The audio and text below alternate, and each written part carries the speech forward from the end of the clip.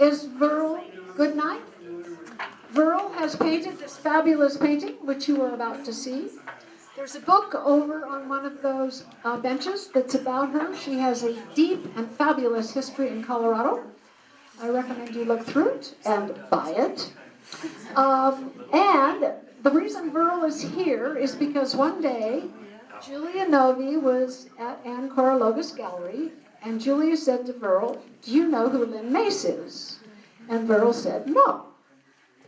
But Veryl tootled on over here, and it's been love ever since. We have a deep and abiding love of Huskies and sledding. And so Veryl and I are going to unveil this, and then Anne's going to say a few words, and then Veryl's going to tell you her entire life story. Okay? Are you ready? Here we go. No. No, we haven't. Do we practice this?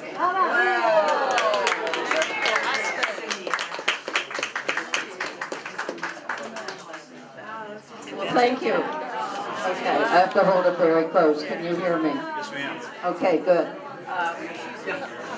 Basalt is a special community, and people ask me why I'm in Basalt. And I said, because I don't want to be in Aspen and I don't want to be on Madison Avenue.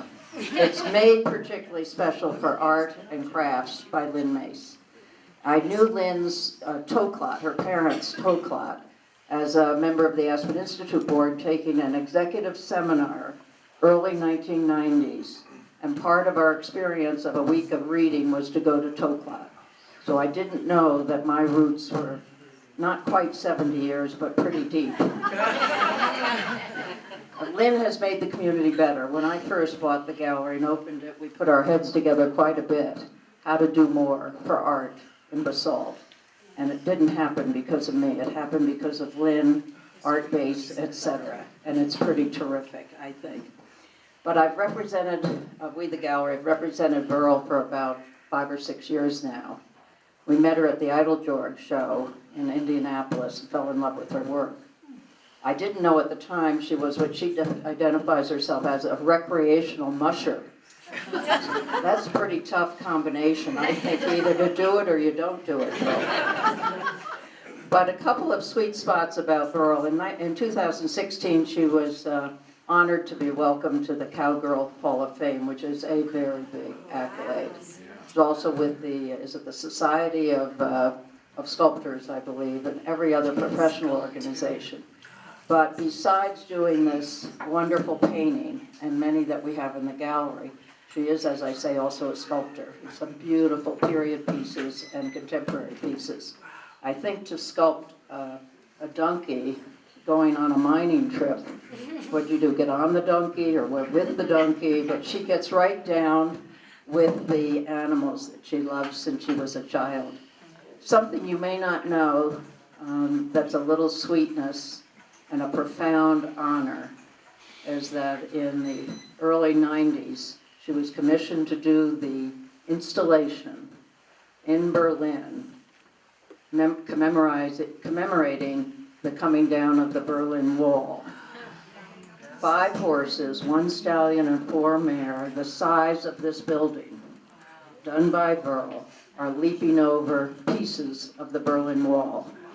It is so powerful, and nobody could have thought of a better way to explain the love of freedom and the stamina that now was coming with the One Berlin. So that is something that endeared me to you, and naturally also it is a copy of it, or a second one I should say, is at the George Herbert Walker Bush Library. Veryl and her husband have become good friends. That often happens in this business. I learn from her. She teaches all of us every day because she sees the world with different eyes, as you can imagine.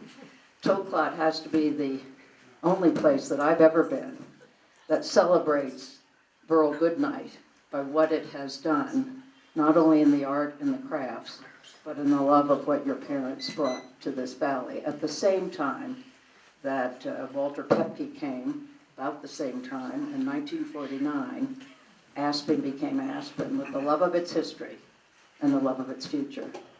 Lynn, thank you very much for asking me to be here. Veryl, I salute you on this beautiful thing.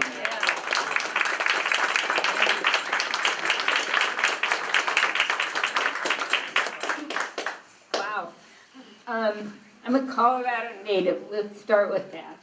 And I'm very proud to be here. I'm very happy to see such a wonderful turnout for Lynn to recognize her family.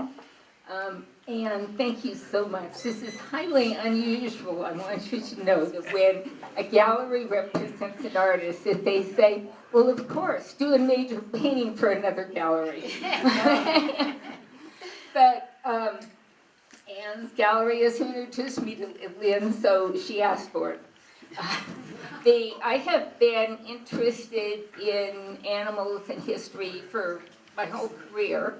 And the sled dogs have been a driving force in my interest for about 10 years now. It actually started as a joke with the Jack Russell Terrier.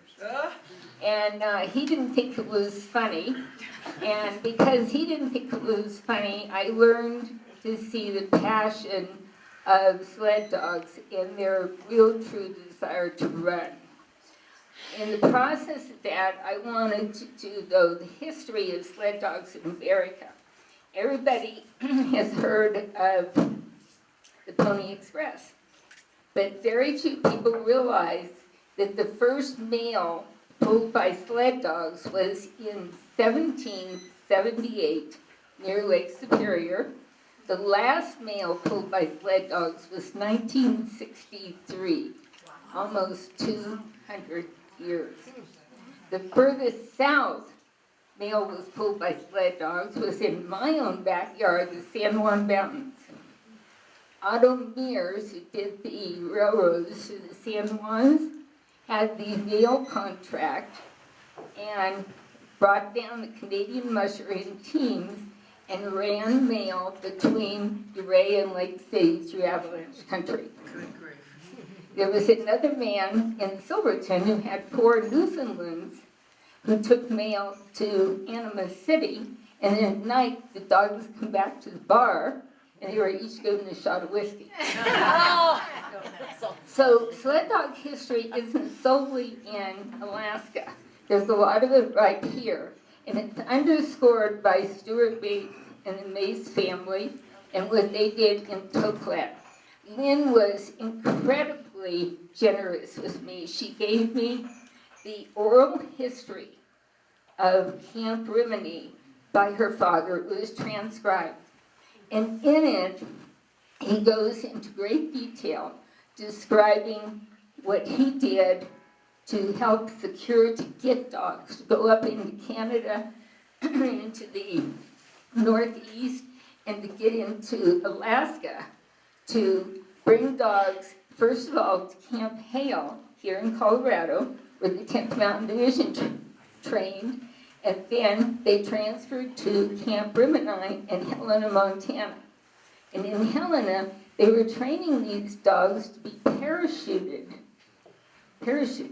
sled dogs, parachuted down into crash sites. And Stuart Mace, Lieutenant Mace, helped develop the harnesses. He helped develop these sleds, which had to be dropped from underneath the planes. And he said that he didn't even injure a dog in training while doing this. At one point, now why were we having sled dogs for search and rescue? It started out, the dogs were to go to the European front.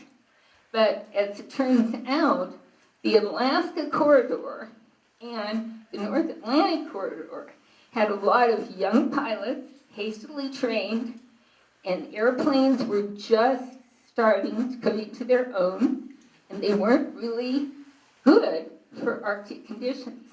Stuart Mace said at one point he had 70 planes down in the Alaskan corridor. 70 planes. And they are dropping dogs, surgeons, sleds, a dog handler, and a communication expert. This is what Stuart Mace did in the war. At the end of the war, he was allowed to buy the dogs, and then he came here, back to Colorado, to Ashcroft, and became such an important part of this community in this state. So I was incredibly honored that Lynn asked me to do this painting. And you've always heard that the artist falls in love with the model. Well, in this case, the artist was already in love with the dogs. And in this case, the artist fell in love with the model's daughter, Lynn. Thank you very much for having me, and I hope you enjoy the meeting.